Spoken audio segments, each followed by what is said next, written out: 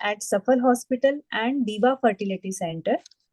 She is also consultant at Wokhard Hospital, Nagpur, and faculty member of Pelvic Anatomy Revisited Workshop.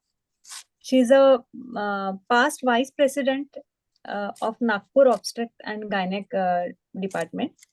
IMM past secretary, Indian Fertility Society. I would like to tell achievement of Dr. Today's speaker. She is a gold medalist in MD OBGY in PGI MER Chandigarh in 2001. Also, she obtained gold medal for active members of NOGS in 2014-15. Also, she has contributed chapters in books and publications in national and international journals. She is a organizing chairperson of Fertility Quest held in 2019.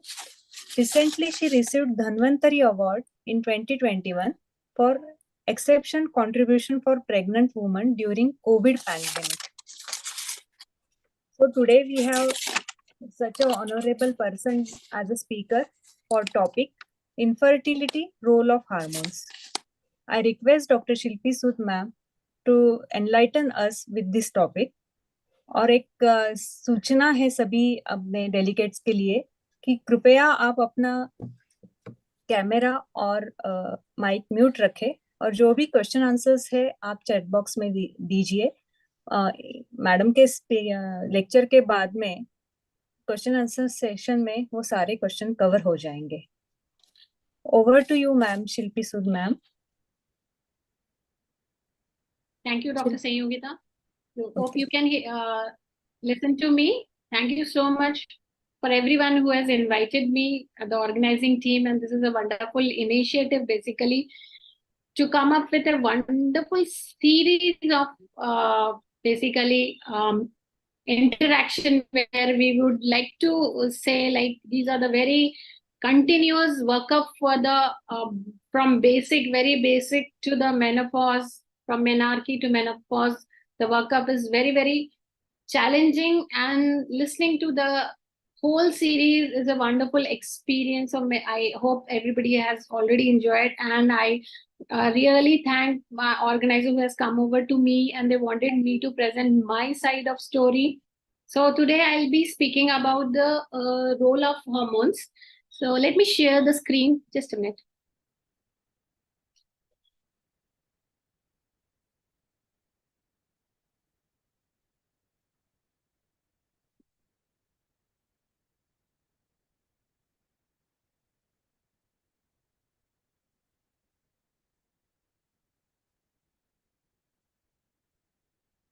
Is it fine? And my screen is okay?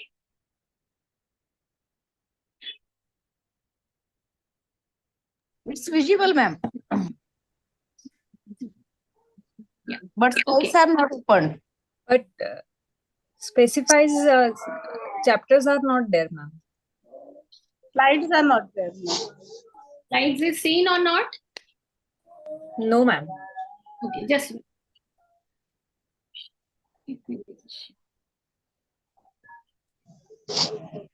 this okay? Yeah.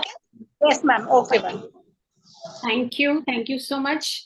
Thank you, the team. I already admired the visibility and the learning attitude and their capacity to acknowledge the importance of the subject. I can really appreciate over the time when I was interacting with the team led by our local coordinator Rupali ma'am and everyone who was there with her. And this is one of the very important topic. In fact, I was like earlier my lecture was on basic investigation and the treatment of infertility. And lately I was moved on to the role of hormone in infertility. It is one of the very challenging topic. I have made a lot of inputs inside this subject, and I promise everybody, like I would like to give you very, very important practical inputs, how hormones have a role in infertility and what is the role of hormones in treatment of infertility. That is equally very, very important. So we yes. So when I will, I'm sorry, it's not moving.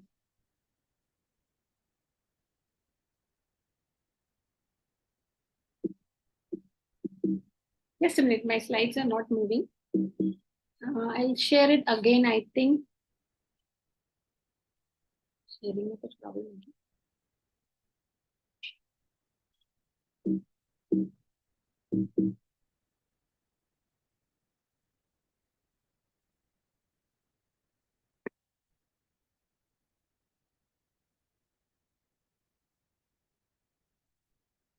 Yeah.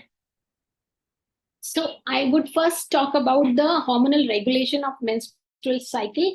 That is very, very important before I talk about the role of hormone in menstrual cycle.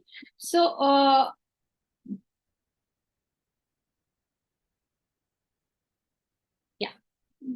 we understand that monthly rhythmical cycle of changes of hormones are with respect of the secretion of female hormones and corresponding physiological changes in the ovaries and other reproductive organs.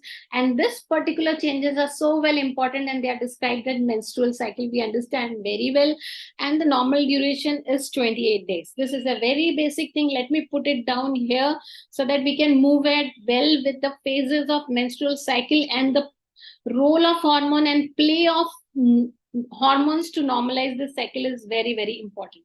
So you can see how the hormone starts working. They start from the hypothalamus and GnRH hormone working on the anterior pituitary, and they release the FSH and LH hormones. FSH hormone, they act on the granulosa cells, and the LH hormones, they act on the theca cells. And the FSH hormone, or acting on the granulosa cell, they secrete the estrogen. LH hormone, this act on the theca cells, and they release the androgen, which particularly act on the granulosa cells for the sensitization of receptors of estrogen. So there is a jodi of androgen, estrogen acting very, very nicely each other. Only the balance between them is very, very important when we talk about some pathological conditions like PCOS. The theca cells also has a very important role of producing progestins, and these two main hormones of female reproductive system produced by ovary, that is progestins and the estrogens, they act on the target tissue for the reproductive function. So we understand the production of hormones, which is very important, and they are regulated by positive and negative feedback mechanism. We understand very well. And these positive and negative feedback mechanism again act on the anterior pituitary by the series of hormones released by the ovarian cells only, like activin and inhibin. And the high levels of even estrogen have a negative and positive feedback mechanism, and the progesterone also has a negative and positive feedback mechanism. This important play of hormones and sequence of HPO axis is very, very important. So I would like to put down some key points from first two slides, like menstrual cycle, regulation of menstrual cycle by HPO axis, and sequential working of reproductive hormones is necessary to maintain this menstrual cycle. So regulation of menstrual cycle has a particular features. You can put it down like negative feedback regulation is a very, very important thing. So estrogen in small amount, progesterone, and some inhibitory effect is multiplied in presence of both hormones. They together form a negative loop, and positive feedback is also played by the same hormone when they are estrogen is in peak level, like LH, like 6 to 8 times. Like when it is peak level, it give a positive feedback to LH hormone to 6 to 8 times, and FSH hormones to the 2 times. That is, we see around ovulatory phase where we have an abundance of estrogen being produced by the granulosa cells of the developing follicle. See, this is a very, very important take of a menstrual cycle. I would like to project that also.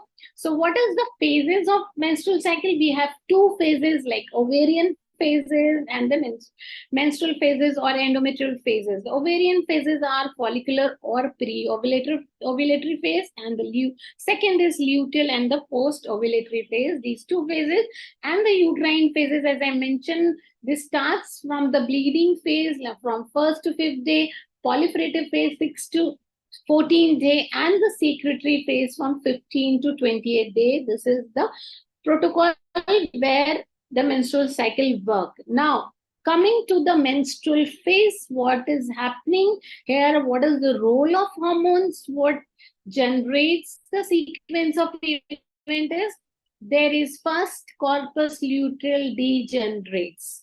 As there is a degeneration of corpus luteal before the menses of coming menses, there is decrease in estrogen and progesterone and involution of endometrial wall and vasoconstriction of spiral vessels, and that leads to necrosis of outer layer of endometrium, followed by uterine contraction in the presence of prostaglandin, leading to menstruation. So you can see the play of hormones, which is degeneration of corpus luteum, decrease in progesterone and estrogen, then leading to the vasoconstriction of spiral vessels, necrosis followed by uterine contraction in the presence of prostaglandin hormone, and finally menstruation, which is the sequence we need to understand. See, here we can always say when the corpus luteum remain healthy and it release more and more progesterone, there is a formation of residual layer and the endometrial bed for the implantation of embryo. So when there is no implantation, the corpus luteum degenerates and the sequence of events starts with the next menstrual cycle. Now coming to the proliferative phase, what is seen, there is a follicular development in the presence of FSH. So there is a rise in FSH level, you can see, and granulosa cells of follicle secrete. Now the FSH acts on the granulosa cells of the follicles, and the follicles start secreting the estrogen. So FSH is rising and slowly estrogen start rising. Now, increase in estrogen with the growth of follicle is seen, and with the higher level of estrogen, as I mentioned, there is a negative feedback inhibition of FSH-LH, which rises in the initial proliferative phase. And finally, what happens when there is an inhibition of FSH-LH? How the leading follicle develops. That is a very, very important concept that depends on the more and more productivity of the granulosa cells. It releases more and more estrogen on its own. The sensitivity of the estrogen increases, that itself produces its own estrogen rather than depending on the FSH and LH. And what is the role of inhibition of FSH and LH? Here is a very important role. It now, except the large follicle, the other follicle cease to grow because FSH and LH now decreases. So what is the main agenda of decrease in FSH-LH? It now ceases the growth of other follicles which are not dependent on itself. Only the dominant follicle, which is dependent on the estrogen itself on their own, they keep on increasing the estrogen and keep on growing the follicle, and then this single dominant follicle becomes the single ovulatory follicle, and which ultimately ovulate with the cycle. So this is a God-made menstrual cycle and play of hormone, very, very important. When this play of hormone get disturbed, so there is a multiple follicular growth, and all the follicles which are growing, they become dominant follicle, and there is difficulty in rupture of single follicle, as seen in our cases of polycystic ovarian syndrome. So I'll be targeting particular conditions of pathological condition where hormones get disturbed. So it is very important to note the basic function of hormones. So I was just talking about the ovarian cycle. When the ovarian cycle, there is a primordial follicle going to primary follicle and growing follicle. They start growing and they become an antral follicle. There is the antrum, that there is a space around the oocyte that is called antrum, and finally the growth of follicle in the follicular phase. And day 14, there is ovulation, and this follicle getting converted into corpus luteum in the presence of luteinizing hormone, LH hormone, which luteinizes the ruptured follicle and leads to formation of corpus luteum, and this luteinized theca cells then produces the progesterone from the corpus luteum, which helps in development of decidual layer in the endometrium for the good implantation. So this is here, there is a corpus luteum, and this corpus luteum man doesn't get a pregnancy, it degenerates and it forms the corpus albicans. Now coming to the anterior pituitary hormones, how they play during the menstrual cycle, there is, you can see there is FSH hormone, green one. It rises initially, next fifth day onwards, it increases more than the LH hormones because FSH hormone has a main role on the follicle to grow, and the LH hormone little lesser. But as the estrogen rises, it increases the LH 6 to 8 times, as I mentioned, which helps in ovulation of the ovulation of the mid-menstrual cycle, followed by the ovulation. There is a decrease in LH, there is a LH surge followed by a decrease in LH and FSH, and then increase in progesterone hormone. Later on, I'll be talking about this hormone, ovarian hormones, where these are estrogen and progesterone, rise in estrogen, further leading to the LH surge. When you compare this mid-cycle phase,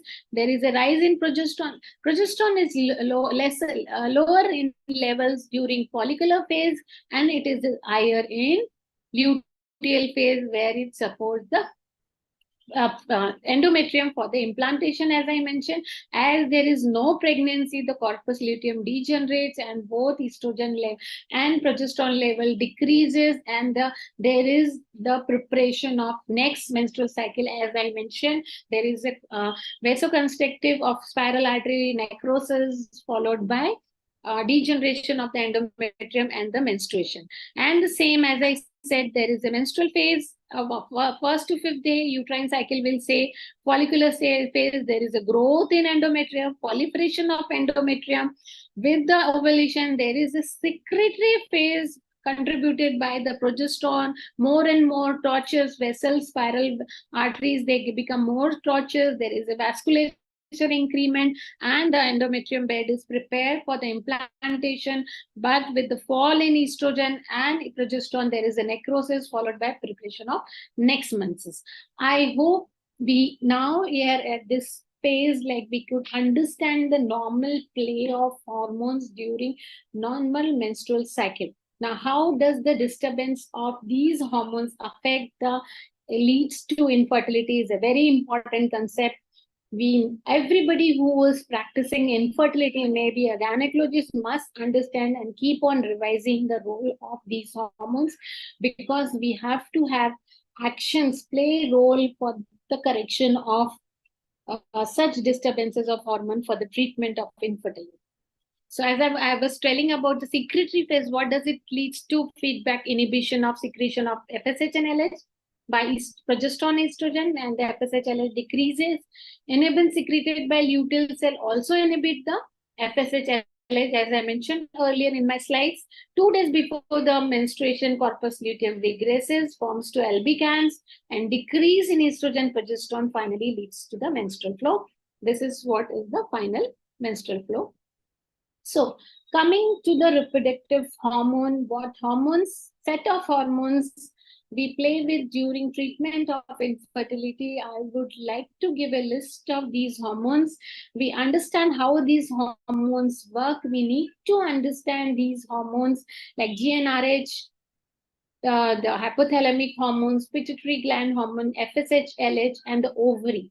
Now, most medication used during fertility treatment are the version of these hormones only. So we have to understand how these hormones play, and we have understood now, and we would like to come to again summarize that these are the releasing hormones by hypothalamus, which stimulates the anterior pituitary. FSH hormone stimulates the follicle and oocyte development in ovary.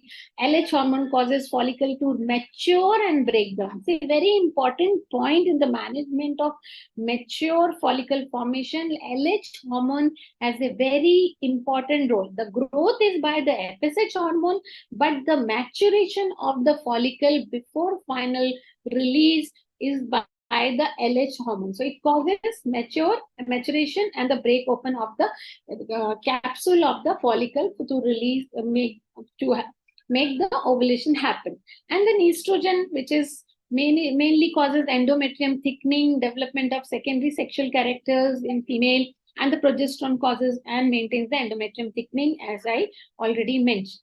So when we talk about what type of hormones we are dealing with, the GnRH hormone is a neuropeptide, and they produce in hypothalamic surges and tonic centers. The target tissue is basically after getting released from the hypothalamus, they act on the pituitary gland and especially the gonadotrophic cells and lead to secretion of FSH and LH from the anterior pituitary glands. So GnRH producing neurons are stimulated and they lead to production in response to spontaneous rhythm and by sensory impulses from the sensory input derived from the external environment. So coming to this very important specific point like external environment, let's concentrate on these points. When there is a sound environment, external environment, there will be sound working of the GnRH hormones, like neurons will be working in a tonic manner, a better stimulation of these GnRH hormones in pulses will be better. There will be a better release of LH and FSH from anterior pituitary gland will be seen. So external environment means you should be stressless, you should not be tense, and you should have a good sleep, good diet, the most of the young girls, they mostly study overnight. So this environment, exposure to light in the night have not a very good effect like pineal glands. And these glands are affected basically the melatonin secretions by these glands. Excess of melatonin secretion may lead to the abnormal function of these hormones leading to the PCOS condition. So external environment and the effect of these external environment on GnRH is a very important condition. Again, alteration in internal condition of body can also result in changes in GnRH pulses. So what is another important one coming to the FSH is again a glycoprotein which like LH and HCG and TSH consists of alpha and beta chains. Alpha chains virtually identical in all the four hormones, whereas the beta chains has a different and determine both specific biological activity and immunological characteristic of each hormone. So alpha chain is same for LH, FSH, HCG and TSH, while beta chains are different. Knowing this pharmacological characteristic, we have to know about the immunoassays to measure these particular hormones. So FSH molecule contains around 16% of carbohydrate molecular weight of 28,000 to 30,000 daltons, and it stimulates the ovarian follicular growth and estrogen projection in women and testicular spermatogenesis in men. This is very, very important concept. And hypothalamic control of FSH secretion by anterior pituitary is done by GnRH with negative feedback at the hypothalamic level by the estrogen in the female and the testosterone in the male. These two important concepts are very, very important, and determination of FSH concentration is essential in assessment and monitoring of patient with suspected infertility. So a higher level of FSH more than 8 international units is suspicious of ovarian failure because it leads to why this is high. It is not able to act on the ovarian tissue, so the concentration keep on increasing, and as the values go beyond 10, there is a poor ovarian reserve and poor follicular growth. Coming to the LH hormone, LH is a human luteinizing hormone, again is a glycoprotein as I mentioned, with same alpha chain as FSH, HCG and TSH, but different beta chains, and it has a 15 to 18% carbohydrate with molecular weight same as FSH, like 29,000 daltons, induces ovulation and thereafter maintains the corpus luteum, progesterone production in women and men, and LH stimulates testosterone production by the Leydig cells. That is very, very important. And hypothalamic control of LH by the anterior pituitary by GnRH, we understand, with negative feedback at the hypothalamic level by estrogen in female and testosterone in male has been already being identified. Again, determination of LH concentration is critically important in assessment and monitoring of patient with suspected infertility. And we understand that raised level of LH is very much documented in PCOS patient, and there is alteration in LH-FSH ratio is frequently found in PCOS, and it is a common cause of infertility in female. Now coming to the HCG hormone, human chorionic gonadotrophin hormones like LH, FSH, TH consists of same alpha and beta different chains, and HCG is produced by the placenta. It is not already present. It is an important hormone. It is a hormone of pregnancy, we understand, and how it continues the pregnancy after implantation. It starts increasing after implantation, and it is a sign of pregnancy, and increases at geometric rate until it reaches a peak at the end of the first trimester. So we have a role of HCG hormones for the identification of healthy implantation and healthy intrauterine pregnancy.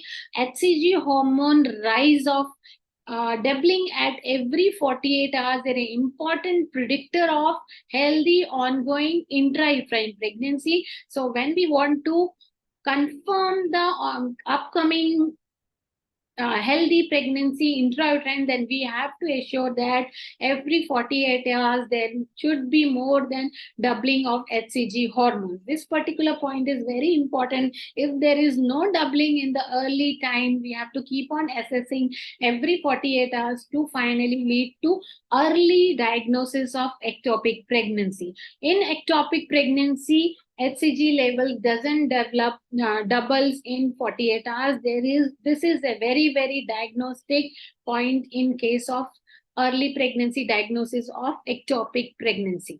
So it makes an excellent marker for confirmation of pregnancy or monitoring it pose an impact in diagnosing of extrauterine pregnancy, which is very, very important. As I said, as early we diagnose the ectopic pregnancy, the chances of medical management of ectopic pregnancy is higher, success is higher in medical management, and we can get away without sacrificing the fallopian tube, and the fallopian tube cannot be, we may avoid compromising the functioning of the fallopian tube, and the patient do get the chance of good functioning of fallopian tube in next pregnancy. So being a gynecologist or a physician, we should always take these steps to avoid surgical condition in ectopic pregnancy, or any emergency having a ruptured ectopic pregnancy can be avoided. This is the role of HCG.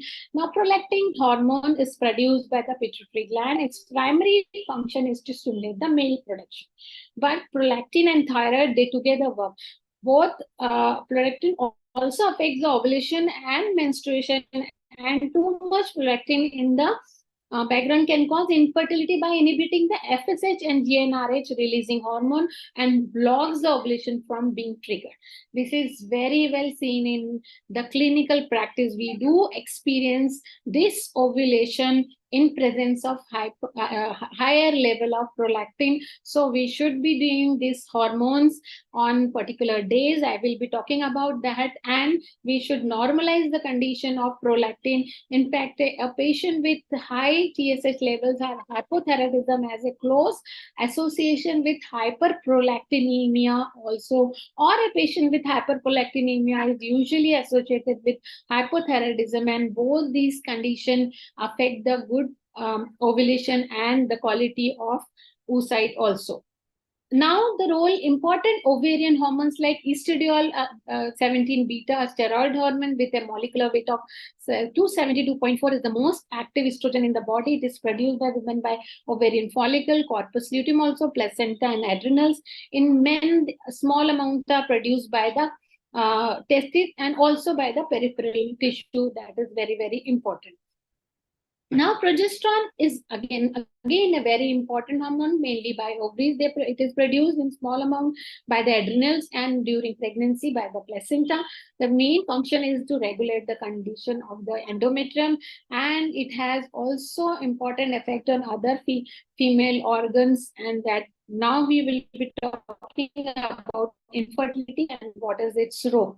Now, again, very, very important concept of ovarian reserve has been detected by dehydroandrosterone, epiandrosterone sulfate. This is the hormone, steroid hormone secreted from the adrenal cortex, and DHEAS level in the blood are higher in men as in women in the groups, but both in men and women DHEAS decrease gradually after the peak years of fertility. And this hormone is although secreted by adrenal cortex, but it has a good role. It is also produced by ovaries and testes, and this hormone has an important role in follicular function. It is being seen that the DHA supplementation improves the follicular development in a case of decreased ovarian reserve, and this particular molecule have been detected in US by over the counter when the woman has taken this hormone for some other condition, and she has realized that when this lady was of 40-year-old and she was not able to ovulate earlier when she was undergoing the in vitro fertilization, but after taking this medication for some other condition, and she has seen that after 3 months of intake of this drug, then suddenly her output of follicles in IVF cycle has increased. So this has come to a major breakthrough in the treatment of infertility. So we have the preparation to supplement these hormone also. Apart from this, sex hormone binding globulin has an important role to play. This particular globulin should be in adequate amount for the several hormones to work, like estrogen, insulin, and several growth hormones. And if such levels of these hormones are affected, they may lead to different problems, like it has been seen that increase in levels are found in hyperthyroidism, hepatic cirrhosis, and pregnancy. High values are seen in oral estrogen treatment, tamoxifen administration, and Klein-Pinter syndrome, but a decrease in HSBG levels are observed in female with hirsutism, hyperandrogenism, or insulin resistant syndrome, and in hypothyroidism, and such. If these conditions can be diagnosed by ordering this level, so that we can assist, like our diagnoses are in confirmation, like insulin resistant in PCOS can be ascertained by low level of SHBG hormones, and that is a very important to play a side role in the detection of PCOS condition. Now, very important is the thyroid stimulating hormone, and thyroid disorders are common endocrine problem. We understand in women in cases lead to infertility also and miscarriages, and etiology mostly is multifactorial, and most of the things are hypothyroidism is in particular is common, and the infertility caused by these factors can lead to emotional and psychological stress, and the prevalence of hypothyroidism is getting higher and higher. In fact, during pregnancy also we are seeing more and more hypothyroid condition, but a higher level of TSH, higher the level of TSH, higher the incidence of infertility, and this level remains higher even in pregnancy also. We come across there is a high chance of neurological disturbances in the fetus. So maintaining the optimum level of thyroid is very, very important. Sometimes the thyroid levels are normal and the patient is not able to conceive, or there is a recurrent pregnancy loss. Then also there is a role of thyroid TPO antibodies. Thyroid antibodies which needs to be suppressed by steroid hormones to have a better implantation, avoid the recurrent pregnancy, early miscarriages. So this particular hormones is a very, very important hormone. We should be regularly titrating them, calculating them, because these are the conditions where we can take control of this condition very easily by simply treating them and get away with the very important problem of infertility. Now coming to the very, very important role of AMH hormones. I would like to stress on this hormone on a high note, because this is now going to help us in the assessment of various infertility condition. Now, AMH is a hormone expressed by preantral and antral follicles, representing they are the marker of ovarian function because they assess the number of preantral or antral follicles, which determines the ovarian reserve. Now, AMH levels will gradually decline throughout the woman's natural reproductive life to the point of undetected level at the menopause. So we do see many such patients nowadays, and we come to a good conclusion what is really cause of the infertility. Earlier, we were not able to catch hold of some of the unexplained infertility. Today, we have a good marker like AMH where we can give a good predictor of exogenous gonadotrophin response also when we treat such condition. On less than 0.5 predicts difficulty getting more than 3 follicles. These peculiar correlations are very important in the diagnosing and treatment of infertility. Less than 1 shows a limited egg supply. They may require more aggressive ovulation induction protocol. 1 to 3.5 is a normal value. See, note, these are the very important values we should always find out, because we do get lab values from other labs and the range which are not very correlative. These days we are getting better. Earlier, when this marker had come in the beginning, there was not a very good labs which were giving the normal values also. Now this is which I have put up is a very important slide. Now, value more than 3.5 shows an ample supply of pre-antral and antral follicle, and it suggests there should be only mild ovarian induction should be done, and this particular condition is a case of polycystic ovarian syndrome. We get more than 3.5 range of AMH. Now, it is important to remember that ovarian rhythm tests currently available are predicting ovarian induction difficulty, but are not diagnosing and predicting the live birth. They are only helping us to know the number of follicles, which can help us to have a better ovulation or not. They cannot directly correlate it with whether a patient can have a live birth or not. And these particular levels are very important for ovarian stimulation in a patient of in vitro fertilization. Now, antral follicle counts measuring include, what does it, another point of ovarian reserve is the antral follicle count, which secretes the AMH. So what are antral follicles? They are the follicles they are less than 9 millimeter in the ovaries, and they can be measured by transvaginal scan in the early follicular phase. So ovarian reserve can be measured by number of antral follicle plus AMH. Don't rely directly on the AMH for the antral follicular count, because many of the labs are using very poor hormone analysis or immunoassays, or sometimes the labs are keeping these serums for 2 to 3 days for diagnosing this condition, testing. So sometimes the serum is destroyed. So we are not getting a normal values. So we have our dedicated lab which give the AMH level in 5 to 6 hours, because number of sample is more. So they can immediately put up these results in their normal analyzer, and they have a better report, 1 day report, so that the serum will not get destroyed. So such important thing, and immunoassays are very important for having a better values of these particular hormones. So I would like to again say, getting a better report of AMH is very, very important. So whenever we see our patients in our clinic suffering from infertility, we always take a good clinical history. What is her menstrual cycle? What is her type of menstrual cycle history is very important. So even if we are now getting very experienced in our practice, but a very, very basic point to be noted, that a good history of menstrual cycle is very important.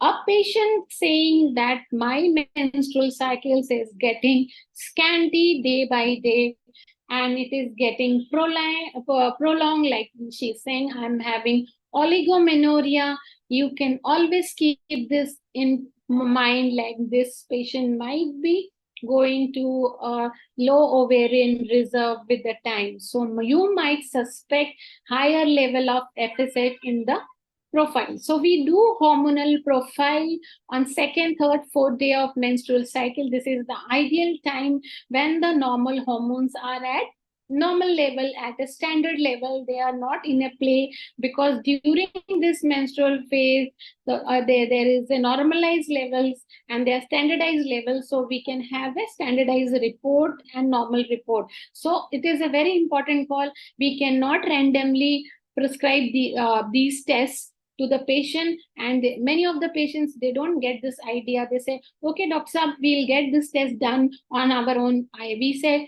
okay, you can get it done, but mind well, these tests should be done between day 7 to day 2 to day 4 is very, very important. So these are the sequence of tests: LH, FSH, or estradiol, or P4 levels sometimes required, prolactin tests, AMH. And these are the hormones, as I said, measurement of the hormones in the particular level. It is again very important. While talking about the role of hormones in fertility, we also take a note: type of hormone to be tested, number of hormones to be tested, when to be tested, and where to be tested.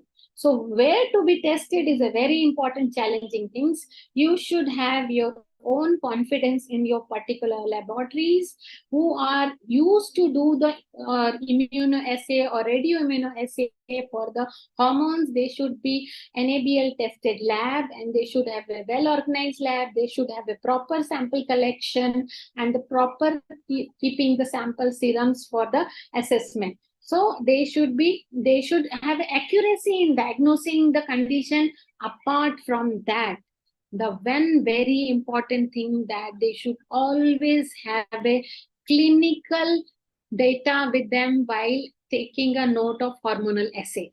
My lab, we always supply the clinical data: what is the age of the patient, what type of patient. If you have a diagnosis of PCOS in hand, you can always supplement these clinical data so that we can have a good clinico-pathological, you can say clinical laboratory correlation has to be done for any hormonal assay. So that is very, very important, as I wanted to show this slide. So have confidence in your lab. Keep talking to your pathologists regarding each and every report. Sometimes we do also get the uncorrelated AMH, uncorrelated AMH.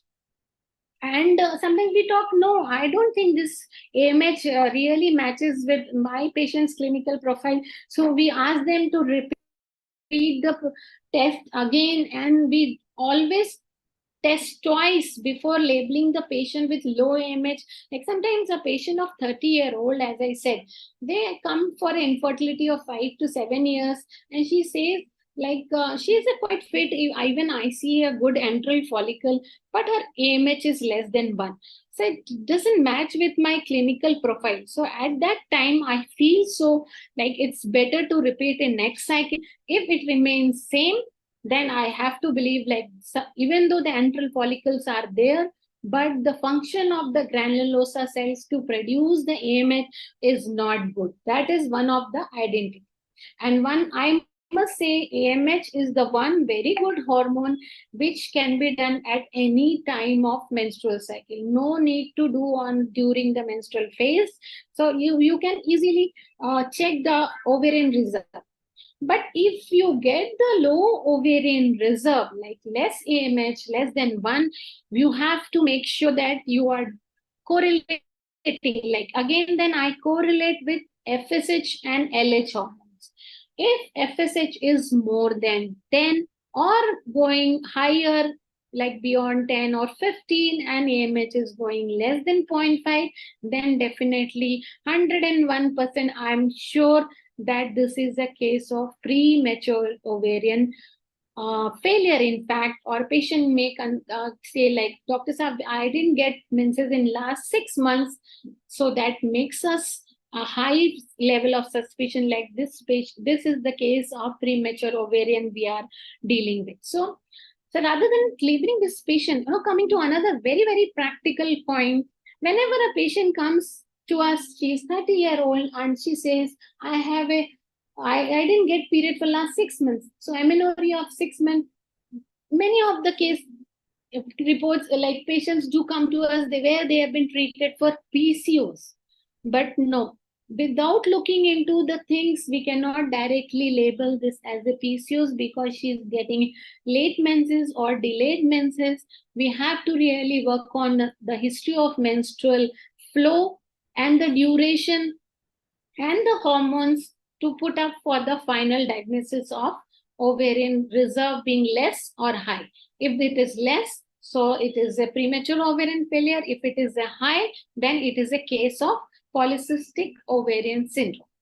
So measurement of hormone often necessary and for the purpose of diagnosing or understanding the physiology. In fact, for research also we do at measurements of hormone, and chemical detection of hormone in blood is difficult, as I said. So it needs a serious inputs from the pathologist and all the immunoassay machineries for their good measurement, because their minute concentration further complicates the problem, and the level has to be noted down in clear form. So this is what I wanted to convey. Most of the things now, these are the hormonal values, and these are, as I said, they should always mention the follicular phase, mid-cycle, luteal phase, and FSH. Normally we get 3 to 10, higher than 10 is abnormal, and 2 to 10, and then estradiol 25 to 75, prolactin 0 to 20, and the progesterone more than or equal to 5 nanogram per ml on day 21. Progesterone day 21 has a value where it is more than peak value. Progesterone we know don't measure at on second day 2 of the menses, and as I already said, like 0.7 to 3.5, but I would say that 1 to 3.5 is the normal range in this condition.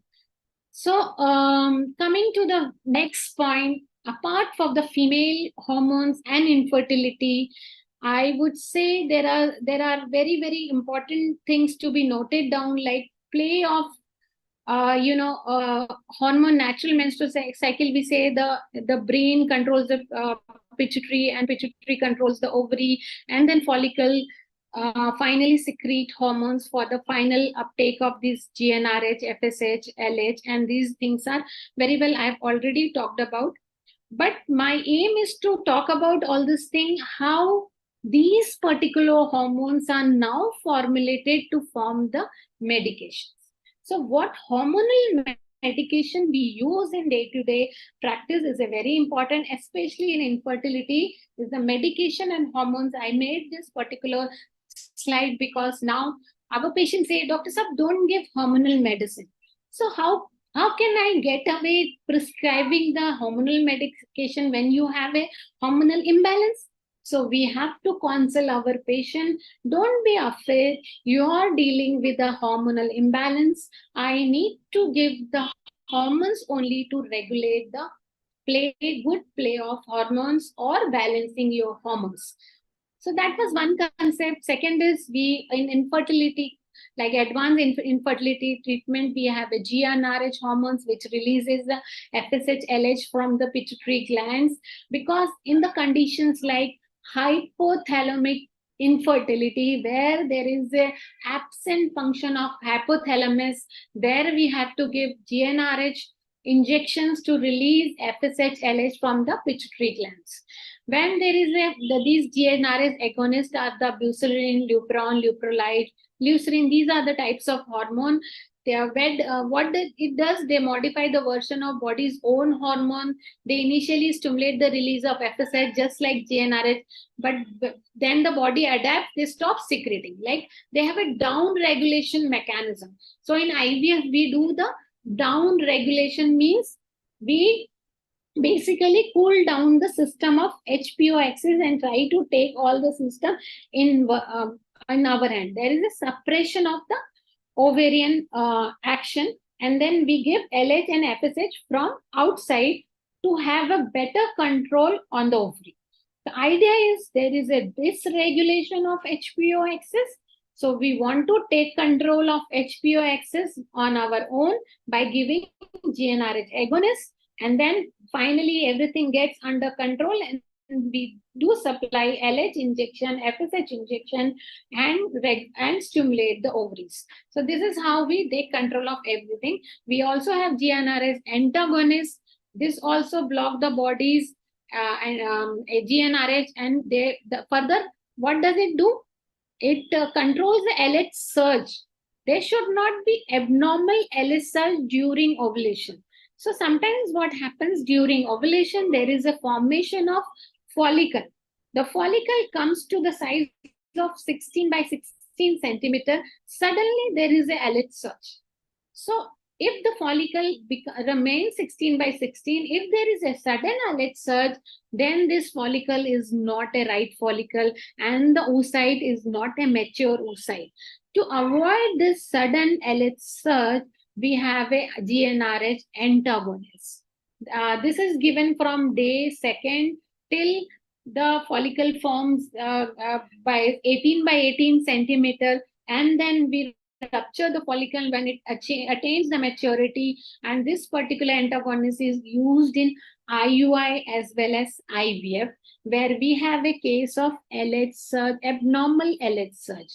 So this is a particular condition in IVF also and IUI, and we have to, and there is a one condition like PCOS.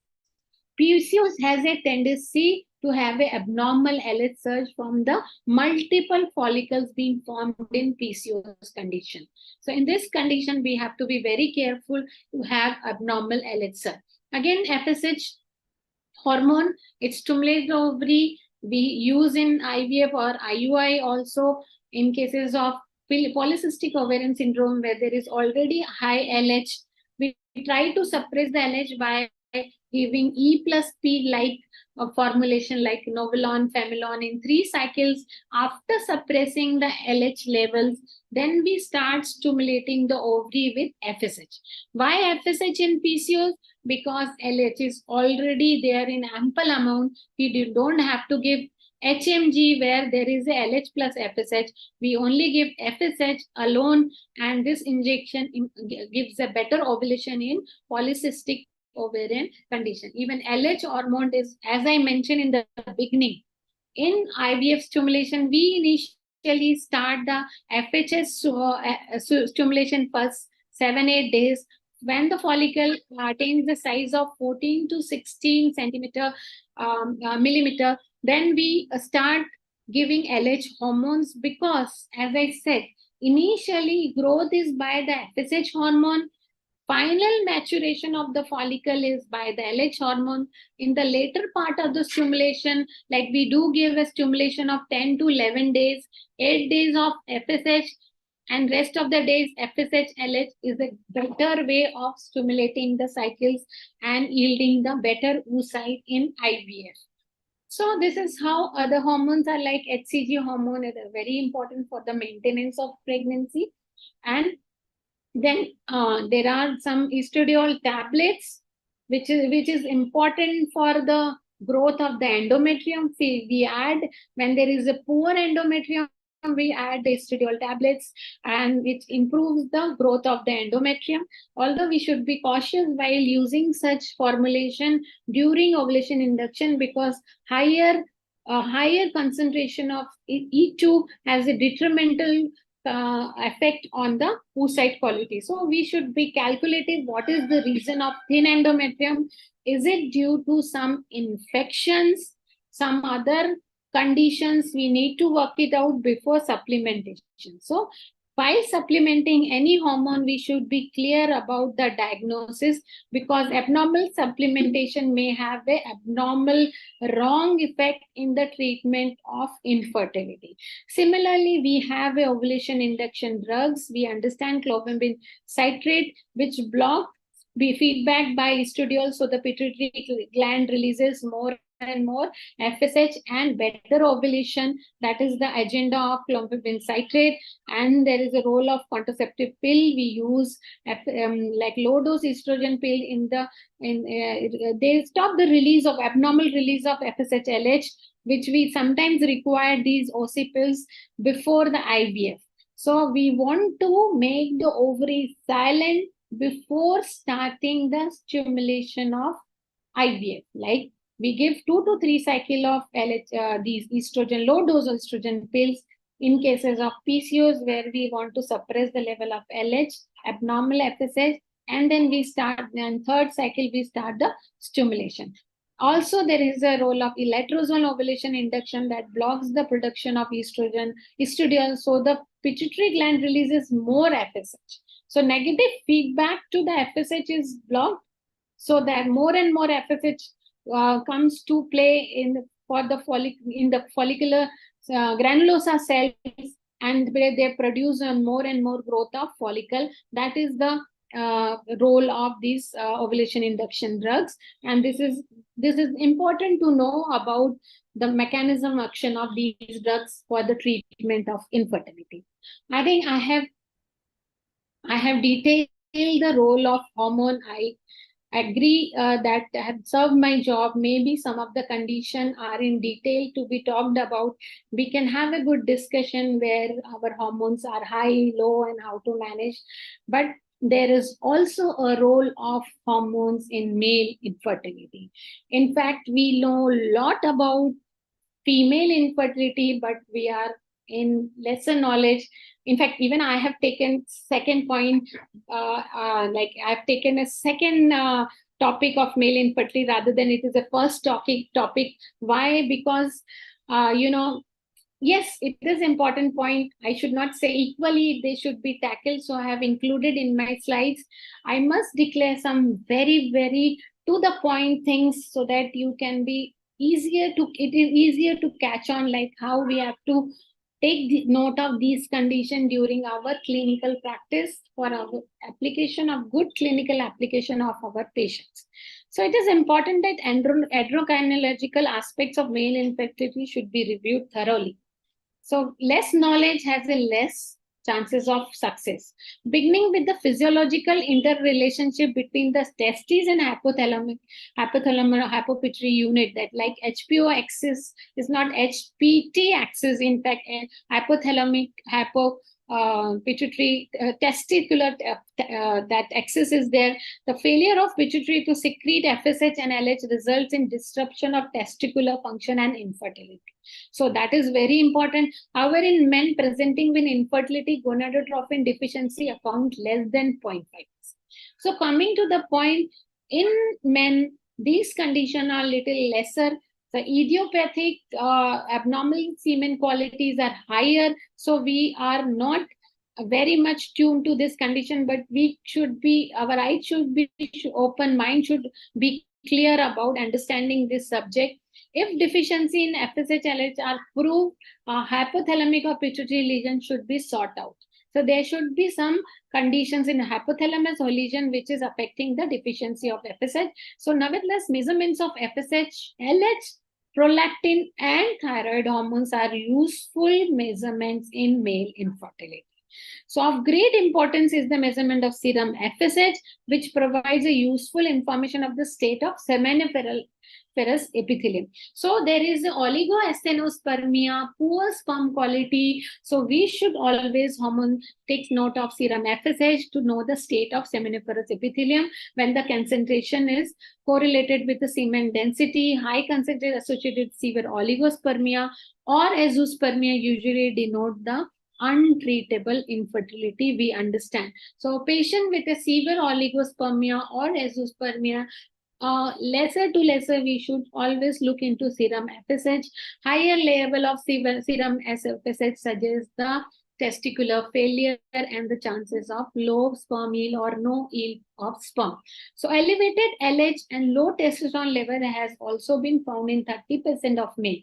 FSH has a role to play in the seminiferous tubules where the sperm generation is affected, while LH has a role to play for the low testosterone level, and these are found in 30% of men with severe degree of testicular damage or indicative of interstitial cell failure. The interstitial cells are regulated by the LH hormones.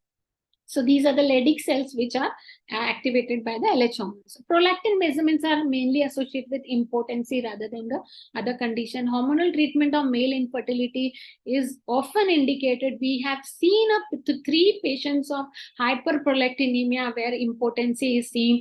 Correction of hyperprolactinemia directly correct the potency levels in these conditions. So replacement therapy is very, very successful in these conditions. So when you will replace, when you will be able to diagnose it in the right manner, and you will replace it better. So androgen injection of testosterone will also I can say that androgen injection, they suppress the spermatogenesis. So in a patients like sports men, or the men who are doing a lot of gym, they have a very likelihood of taking androgen steroid injections. So they affect the spermatogenesis, sperm count, they get affected. When they stop such treatment, there is a rebound in the concentration of the sperm counts being seen. So this is a correlation I want to mention, that endocrine factors can potentiate testicular damage, and a postulate is based on the measurement of FSH as an indicator of seminiferous tubule disruption resulting in disruption of spermatogenesis, as I mentioned. So these two hormones, very important role to play. In fact, GnRH hormone has an important role. These are the same thing I have jotted down. Now, who should have a hormone testing?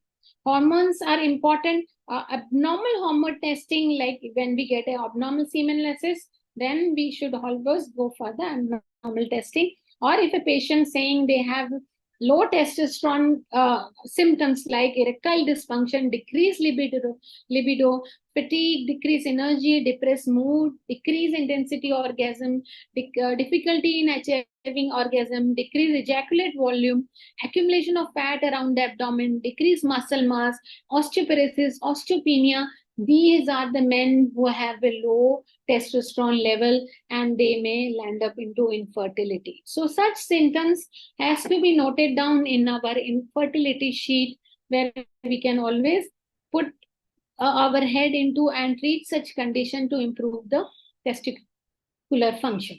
So looking into this particular hormone, I would like to brief that releasing a hormone from the hypothalamus, they stimulate the anterior pituitary. We all understand FSH stimulates the sperm production. LH stimulates the testes to produce testosterone. That is very, very important. And finally, testosterone stimulates sperm production and development of secondary sexual characters. So these are brief, very, very important inputs, and we have to measure these hormones. As I said, like if you want to do a series of hormone, feed free testosterone to the range of 90 to 300. There is no particular days of measurement in men. Total testosterone between 270 to 1070, and FSH 1 to 12, and LH 2 to 12, and prolactin 2.5 to 17. These are the ranges we should keep in mind, and again should be done in a dedicated lab who are looking into all this list. So with these in hand, I would like to say, like, I could not put up my summary slide, but there is a very, very important take-home message. Like, message of first important message is, as female hormones are equally important, male hormones are also equally important in the treatment of condition. Like, as we said, fever, oligoasthenospermia, we always give like fertile M. I know everybody knows it. It is a clomiphene to the dose of 25. It is given continuously for 25 days in a month with 5 days of gap. It increases the secretion of testosterone and FSH function is being improved. Higher level of FSH, they acts on the testes to have a better function, better testosterone level, and then spermatogenesis improve. That is one role of fertile M and any such clomiphene medication in female.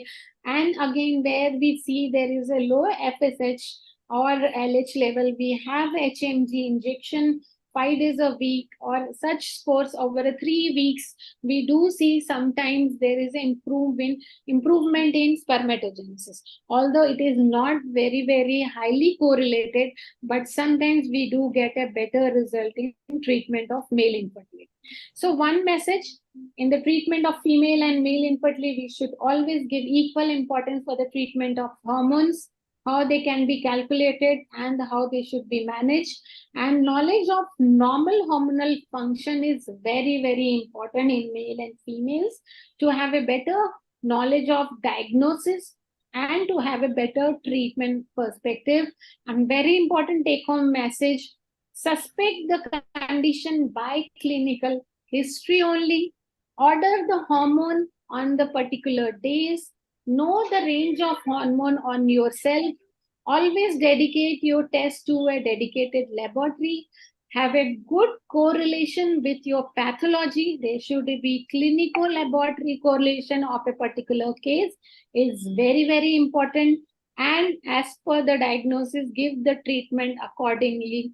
I would say there is a more than 80% better result if you do a correct diagnosis. In fact, 100% result if you do a correct assessment, analysis, assay of hormones, and important inputs in the treatment.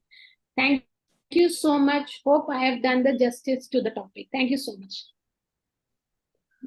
Okay. Thank you, ma'am. Thank you for such a wonderful lecture. Actually, hormone topic is a complicated one, but you have simplified it, and we are very much confident to in our general practice to do hormonal analysis. And one more thing I would like to appreciate that you always insist us to rely on lab also. This is very good aspect of your topic also, ma'am. Now we will move on question answer series.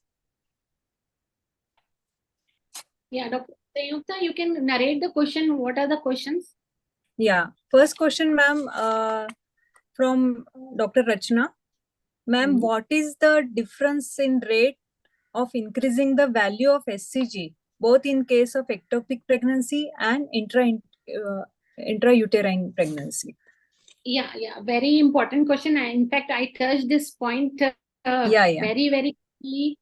For any as I said, like there is a sequential increase in the measurement of HCG levels till 12 weeks in intrauterine. What is the sequential and the geometric scale? That is doubling in 48 hours. Please remember doubling. Doubling should be there. More than doubling is appreciated. Less than doubling should raise a concern.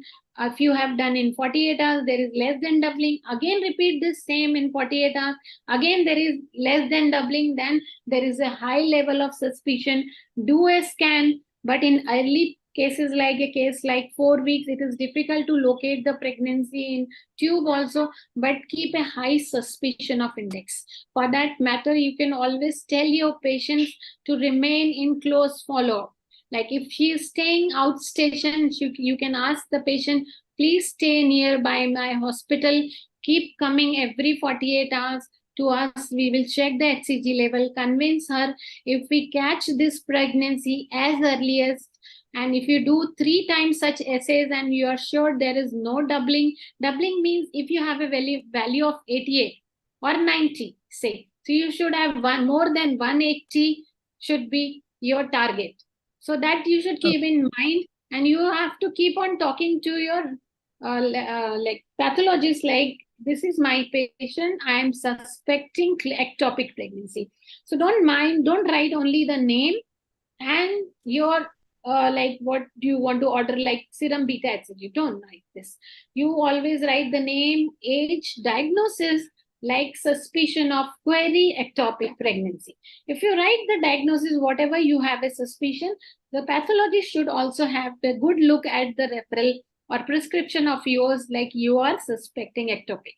Or if she has a doubt, she should call you, or you should also call her for a better correlation of such cases. Okay? Okay, thank you, ma'am.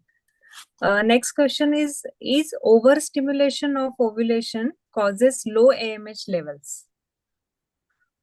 Yeah, very important. Yes, we are targeted like at puberty, a few, in fact, 10,000 something follicles are remaining. As in when we are ovulating, we are keep on exhausting the oocytes. So overstimulation, definitely you're exhausting. So I feel if those who have a normal AMH like between 1 to 3.5, what we should do, like we should really restrict our stimulation protocol. Like if you have done 6 cycles of oral ovulation to be given, then stop it, because 6 cycle patients should conceive. Either a patient is having something else like tubal factor, endometrial factor, or a male factor. Stop doing this, or you can again when keep on like first 3 cycle of ovulation induction plain, or second with IUI, second set, like total 6 is enough if you're done the best. Or more than 6, 12 cycle definitely exhaust and decrease the AMH level, definitely. There are other conditions where AMH get exhausted, like drilling in a case of polycystic ovarian disease. Excess of drilling of ovaries, like more than 4 to 6 drills in both the ovaries, is detrimental to the patient. This may also lead to damage to the antral follicles and low AMH.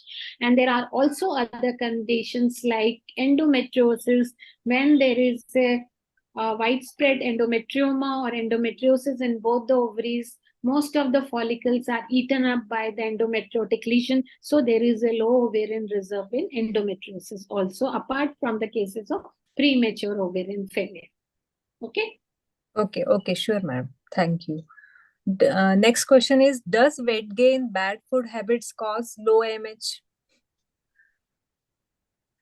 Yeah, that is very good question. Actually, weight gain, as I said, in male infertility, obesity has a low sex drive and testosterone level. Similarly, in females also, obesity, although it is correlated with the PCOS, yes, it is well correlated, but definitely this question is very, very, very important. Nowadays, we are seeing our few of the patient, like 3 patients in last 2 months, I could see obesity with low ovarian reserve. So you can correlate like obesity, although obesity do increase the high estrogen in the body, but I think this is a peripheral estrogen in the fat, which is giving high estrogen, but the ovarian function was poor, and she was a case of low ovarian reserve. So it is not a very like more important cause, but they are of some significance, definitely. Okay, sure, ma'am. Next question is, how to manage low testosterone level? Yes. As I already said, low testosterone level, we have to increase the libido, basically. So we have sildenafil, like we say Viagra, that is one important hormone. Like it is not a hormone, it is a vasodilators, which increases the dilatation of vessels around the penile sensation, improves and delivers the higher testosterone, and that improves the ejaculation and sexual drive. So that is the time being treatment. As such, low testosterone, we have to can give, as I said, we can giving the fertile M, increases the FSH, increase the testosterone, or we can directly HMG, that increases the FSH level and increase the direct testosterone. These are the indirect method of increasing the sexual drive or a testosterone level. Apart from this, if the patient is obese, go for the diet counseling and lifestyle modification, and weight reduction definitely have a role in improving the testosterone level also.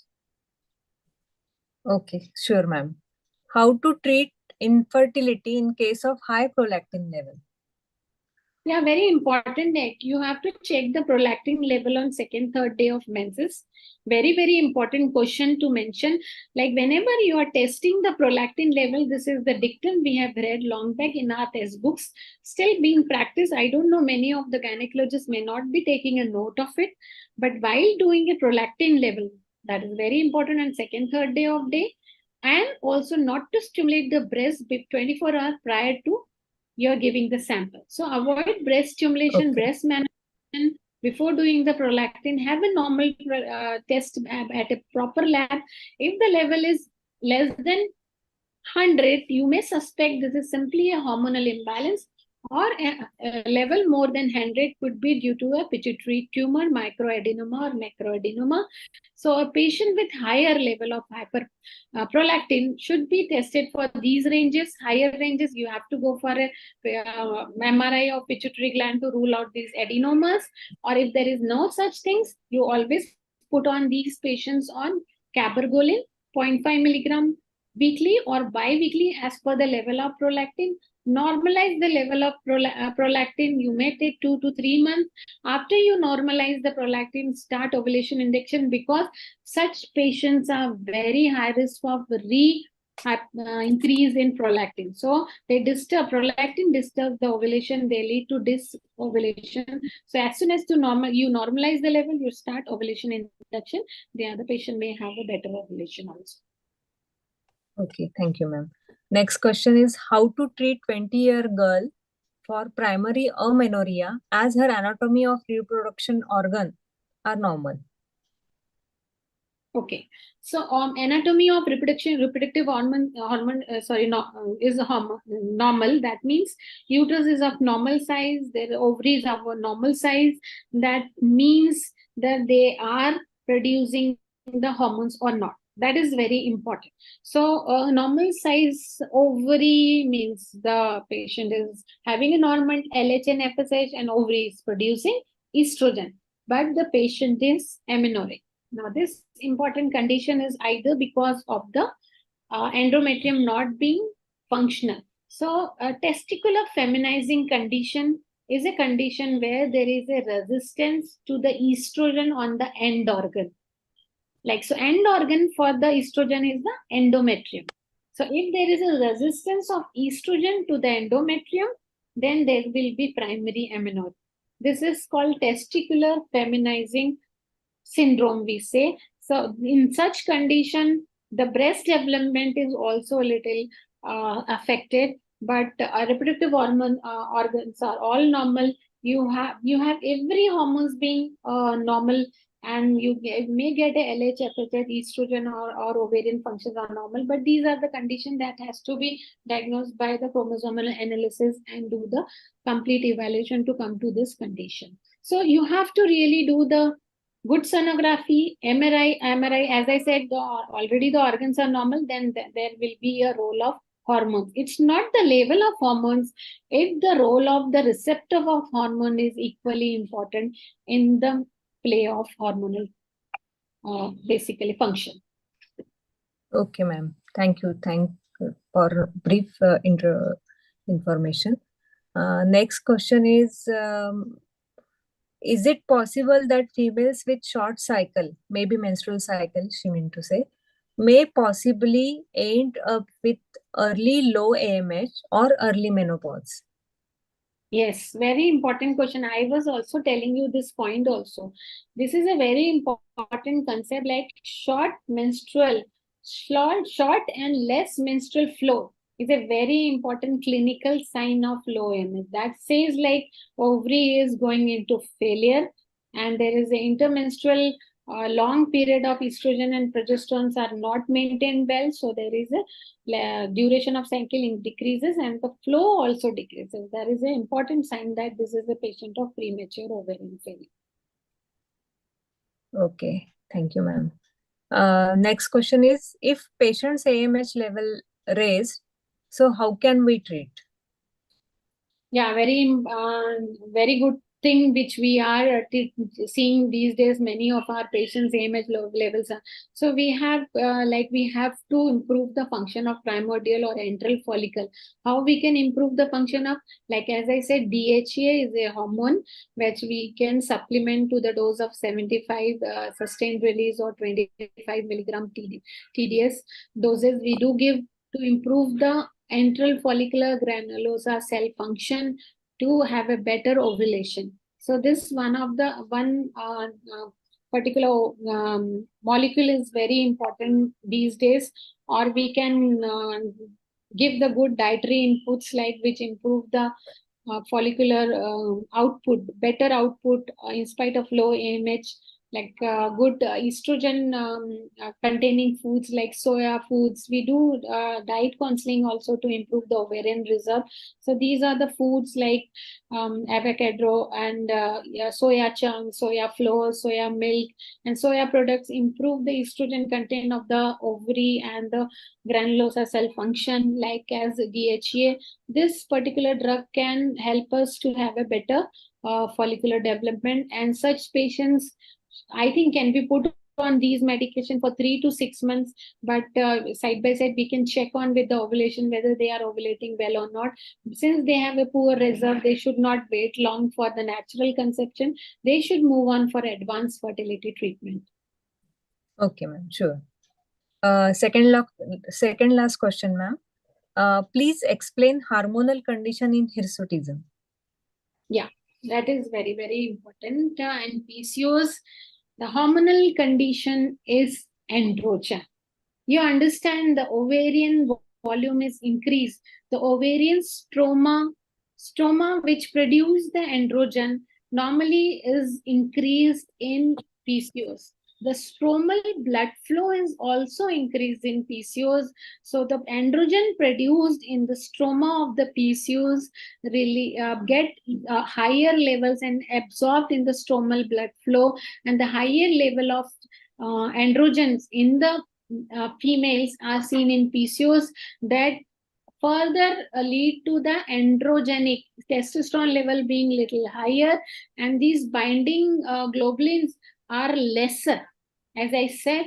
And so if they are lesser, there are free testosterone on the periphery level, then leads to the overgrowth of the this hair follicles in male pattern. So there is a male pattern of development in these conditions. So hirsutism is there. The growth you can see typically on chin and the chest hair growth and lower abdomen hair growth. These hairs are coarse, thick hairs are there.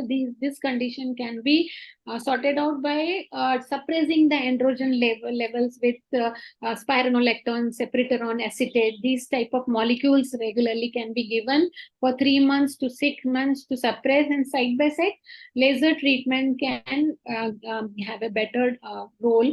Side by side treatment has good role because they will not really take away the condition, but the coarse hairs will be turned into fine hair in the next cycle.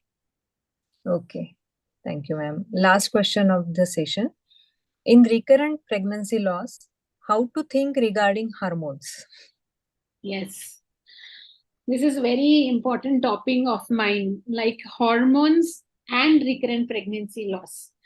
Like, what are the conditions that leads to recurrent pregnancy loss? We understand the conditions like hyperprolactinemia, hypothyroidism. Two of them I've already mentioned. These two conditions leads to pregnancy loss because they affect the oocyte quality. This is the correlation. Third, if you have an uncontrolled diabetes, insulin resistance, as we see also in PCOS patient, they have a higher chance of miscarriage. Fourth, like we have, as I said, poor ovarian reserve has a poor oocyte quality. So LH, FSH hormone higher, then there is a quality of oocyte is lower. So the formation of embryo is poor. So even if the embryo get formed and implanted, there is a chances of pregnancy loss in these conditions. So these are the hormone causes. As I said, hyperprolactinemia, hypothyroidism, high FSH, high LH in PCOS, and finally, as I said, low AMH has a high chances of miscarriages. Okay, thank you, madam. Some more questions are there, but I think we have to stop here. Okay. They can post me personally on my WhatsApp. I can always answer. Yeah. Okay, I will talk with our to share your number. Yeah, no problem. Now proceeding further, I request our chairperson, Dr. Prashant Davi sir, to remark and summarize our honorable speaker's topic to conclude. Over to Dr. Prashant Davi sir. Hello. Hello. Sir. You have to conclude the session, sir. Okay. Am I audible now? Yes, sir. And visible or not visible? Not visible, sir. Just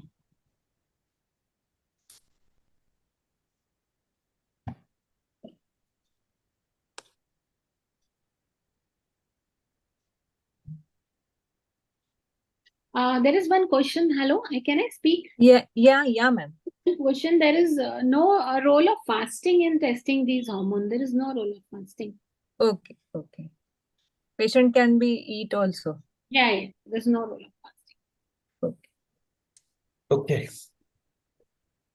I think there is a problem with my videos. So Guru Brahma, Guru Vishnu, Guru Deva Maheshwara, Guru Sakshat Par Brahma, Tasmai Shri Guruve Namaha. मैं नीमा OBGY के या नीमा women's forum के मैं सर्वप्रथम आभार व्यक्त करता हूँ।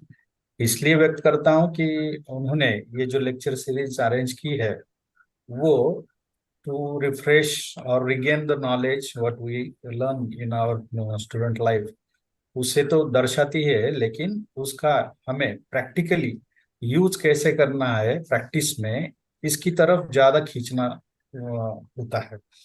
और मैं ये समझता हूँ कि आज की जो स्पीकर थी डॉक्टर शिल्पा सूद मैडम, ये इसमें बहुत अच्छी तरह से सक्सेसफुल रही है कि उन्होंने कोरिलेशन दिखाया है मेंस्ट्रुअल साइकिल, फेमिनिन हार्मोन्स। और मुझे अचरज की बात ये लगी कि आई लिसन फर्स्ट लेक्चर, ये मेरा पहला लेक्चर है कि जिसमें उन्होंने मेल इनफर्टिलिटी और मेल हार्मोन को भी इंक्लूड किया है। सो ये उभरती हुई स्त्री का एक लक्षण है कि blame always not go to females only, male should be involve in each and every sector. तो इनफर्टिलिटी हार्मोन और हार्मोन इनफर्टिलिटी सिर्फ स्त्री तक ही सीमित नहीं है। ये की पॉइंट मुझे उनका भी अच्छा लगा कि इसमें सेम तरीके से या तो इक्वली रिस्पॉन्सिबल मेल को भी गिना जाए, और सिर्फ रिस्पॉन्सिबल ना ठहराते हुए उनमें क्या क्या इन्वेस्टिगेशन करने हैं और उनके हार्मोन्स इनफर्टिलिटी में क्या प्रभाव डाल सकते हैं, इसके ऊपर उन्होंने लिखा किया। मैं जिसमें समराइज करता हूँ, जैसे मैडम ने समराइज नहीं किया था, that will be better for me कि मुझे ये चांस मिल रहा है कि मैं ये करता हूँ। मैडम ने फिजियोलॉजी अपने को फिर से एक्सप्लेन की है अच्छी तरह से कि हार्मोन्स और मेंस्ट्रुअल साइकिल का कोरिलेशन क्या है और कौन से हार्मोन्स ये मेंस्ट्रुएशन साइकिल के किस टप्पे के या किस आधार पर वो उनका उनका काम करते हैं। The maintenance of equilibrium of the hormones, या तो उनका एक दूसरे के साथ में कोरिलेशन ऑफ द हार्मोन्स, उन्होंने बहुत अच्छी तरह से हमें एक्सप्लेन किया है। क्योंकि ये इक्विलिब्रियम जहां से भी वो खत्म होता है वहां पे ऑकरेंस ऑफ डिसीज या तो ऑकरेंस ऑफ सिस्टमिक डिसऑर्डर्स हमें देखने को मिलती है। तो ये सबसे पहले जानना जरूरी था कि इनका दोनों का कोरिलेशन किस तरह से है और उसे मेंटेन करने में क्या क्या चीजें करनी चाहिए। मैं हैंड इन हैंड आयुर्वेदा की भी इनपुट्स देना चाहूंगा कि मैडम सुन रही है तो इसमें हम लोग ऐसे भी इनपुट्स देने की कोशिश करेंगे। उसके बाद में उन्होंने हार्मोन्स जो है वो जीएनआरएच, पिट्यूटरी और ओवेरियन हार्मोन्स, अभी वहां तक ही सीमित नहीं रही तो प्लासेंटल हार्मोन्स तक भी उन्होंने हमको ब्यौरा दिया है कि बिफोर प्रेगनेंसी, आफ्टर प्रेगनेंसी और टू हैव अ प्रेगनेंसी, इसके लिए हार्मोन का रोल विभिन्न जगहों पे किस तरह से हम लोग इस्तेमाल कर सकते हैं। On which day we should perform hormonal ऐसे किस दिन करना है, that is much more better और मच मोर इम्पोर्टेंट थिंग जो हमें आज टेक होम मैसेज में लेनी है कि हार्मोन कभी भी नहीं करने हैं, हार्मोन की टेस्ट हमें कभी भी नहीं करनी है और किस कंडीशन में किस आधार में करनी है ये भी उन्होंने कहा था।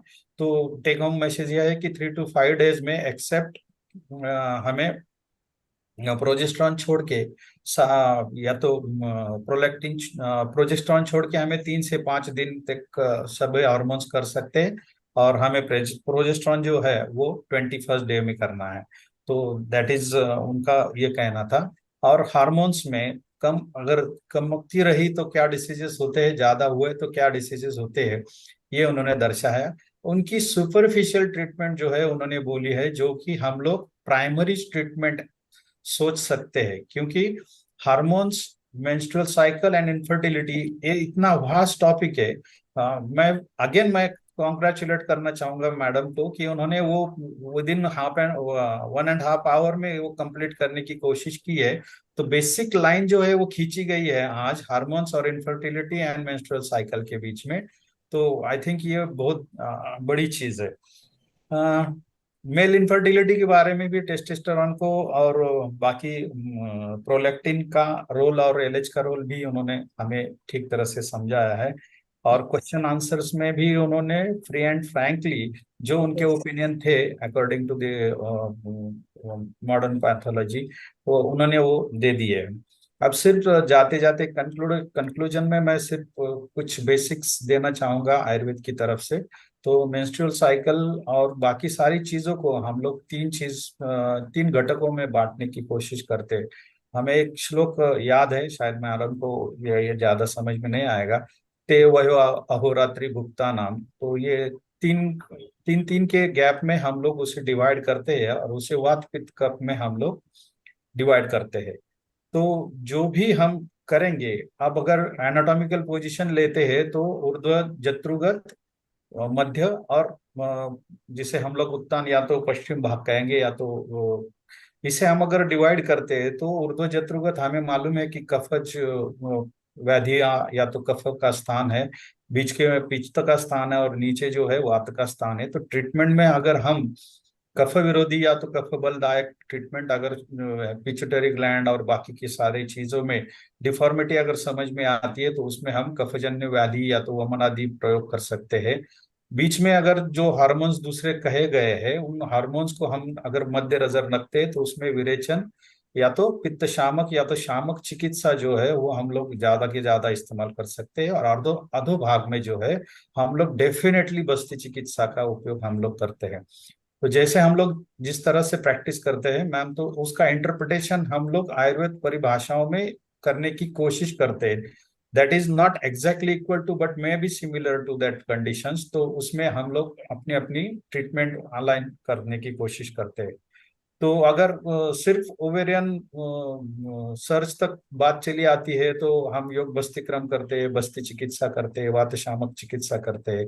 अगर हमें ऐसे लगता है कि सर्च जो है सर्च पिट्यूटरी से कहीं नहीं आ रहा है, एचपीओ एक्सिस हमें कुछ ना कुछ गड़बड़ी कर रहा है, तो बस्ती हुई नस्य की चिकित्सा हम लोग कहते हैं, क्योंकि हम शॉर्टेस्ट रूट ढूंढते हैं वहां तक चिकित्सा कराने की या तो वहां तक पहुंचने की। तो नस्य और बस्ती का कॉम्बिनेशन हम लोग कर सकते हैं। अदरवाइज कई जगहों पे रक्त मोक्षण बस्ती का कॉम्बिनेशन होता है। तो वात का स्थान जो है वो गर्भाशय और बाकी चीजें हम जिसे अधोदर कहते हैं, अधोदर वात का स्थान है। तो वहां पे जो चिकित्सा करनी है वो चिकित्सा उस हिसाब से हम लोग चलते हैं।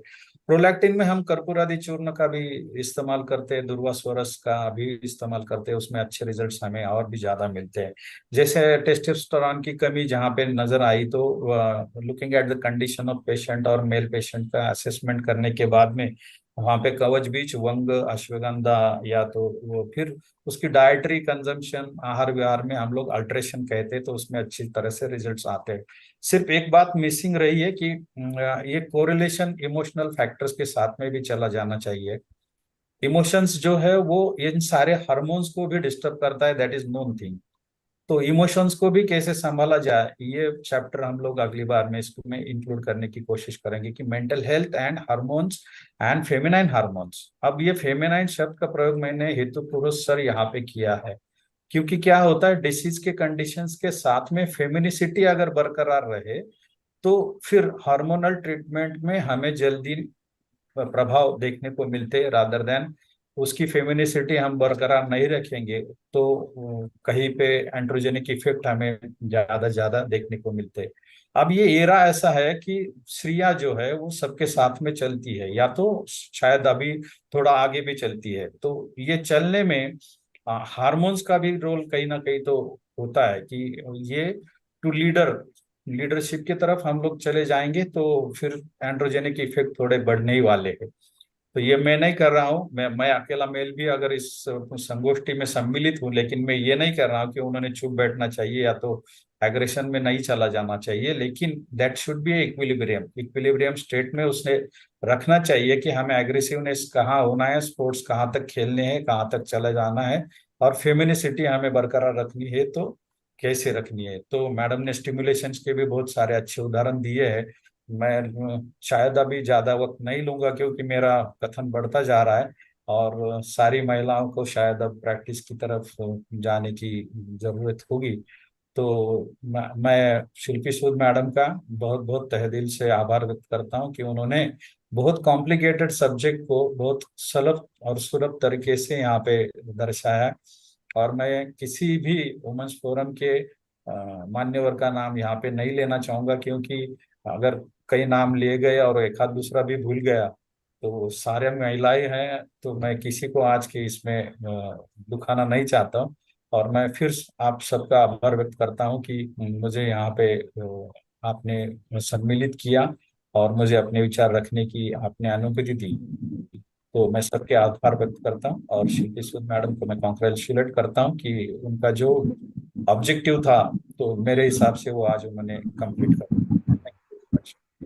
Thank you. Thank Thank you. Thank you, sir. Thank you, Sud ma'am. Thank you, sir, and thank you, ma'am. Over to our anchor, Dr. Meghna, ma'am. Dr. Kalpana, Meghna, ma'am. Kalpana ma'am. Kalpana ma'am. Thank you so much, Shilpi ma'am, for such an intellectual picture. Thank you, Prashant Services, sir, for your support. Sanyogita ma'am. First of all, I would like to thank you, all the central PST members and state PST members, and our technical support system, Dagar sir, Manish sir, for support, and Minakshi ma'am, Radna ma'am. They give me such a opportunity to anchor this webinar in such a way. Thank you so much.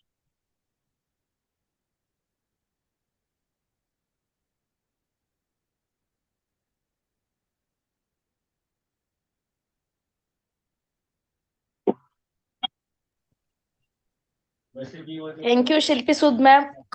Thank you very much. Thank you. Thank you so much. Thank you. Thank you everyone for joining. Thank you all dignitaries. Thank you, everyone. Thank you, ma'am. Should I leave the meeting now? Yes, sir. Thank you, Dr. Prashant. That was wonderful summing up. I think you have make my job easy to give the summary slide actually. It's my pleasure, ma'am. Thanks. Thank you all, and thank you, organizer. Sorry, Kalpana, ma'am, for asking Meghna. It's Okay, okay, we ma'am. leave now. It's okay. Tomorrow is our last session, ninth session. Then we will conclude our webinar. Okay.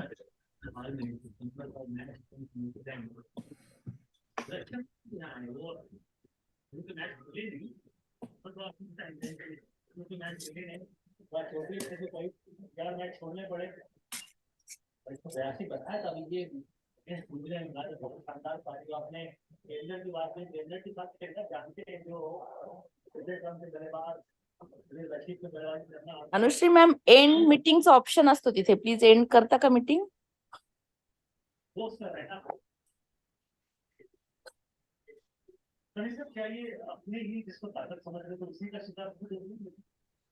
Meenakshi ma'am, तुम्हाला end करावं लागेल meeting, तुम्ही host झाला आहात.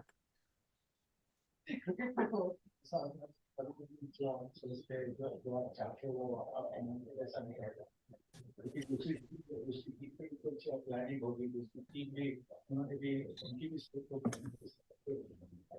के साथ मिलता जाए तो अब देख रहे